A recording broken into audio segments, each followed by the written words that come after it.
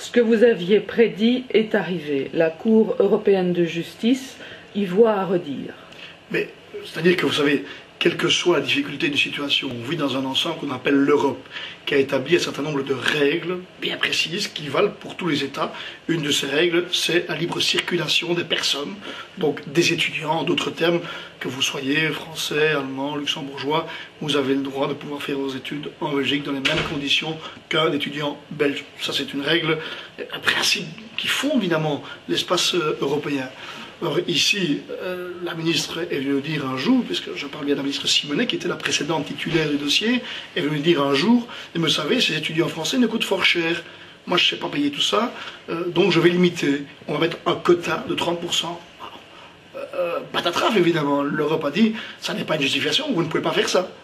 Et l'Europe donne une porte de sortie, mais qui, à mon avis, est plus un gouffre dans lequel la communauté risque de s'engager. Si on suit ce que maintenant le ministre Marcourt dit, il dit, vous pourriez justifier une dérogation à ce principe si vous me prouvez que le service médical, en d'autres termes, la sécurité médicale du pays, la communauté française est en danger.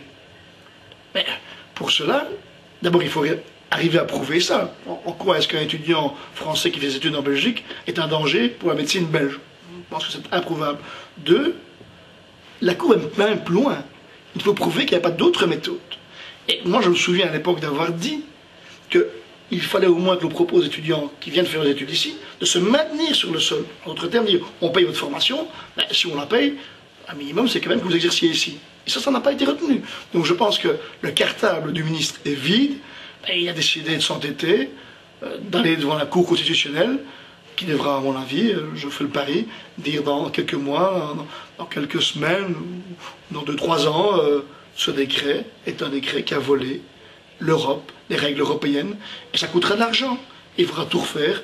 Moi, j'aurais préféré que le ministre dise, on se remet autour de la table, on modifie tout maintenant, et on essaye d'aller plus loin. D'autant qu'il y a encore un autre élément que la Cour a signalé, sur lequel je n'ai pas une réponse. La Cour dit, vous avez privilégié ce qu'on appelle le tirage au sort. Donc, comment est-ce qu'on détermine le quota d'étrangers à 30% en tirant au sort? Et très perfidement, mais très judicieusement, la Cour dit, mais comment est-ce que vous pouvez dire que vous privilégiez la qualité du service médical quand vous jugez les gens sur le tirage au sort plutôt que sur leurs compétences, leurs capacités? En d'autres termes, un examen d'entrée où on peut voir les compétences des uns et des autres serait sans doute beaucoup plus judicieux dans l'analyse. Et ça aussi, ça a été balayé à l'époque. Alors, quand est-ce que la communauté française et les ministres passeront devant la Cour constitutionnelle?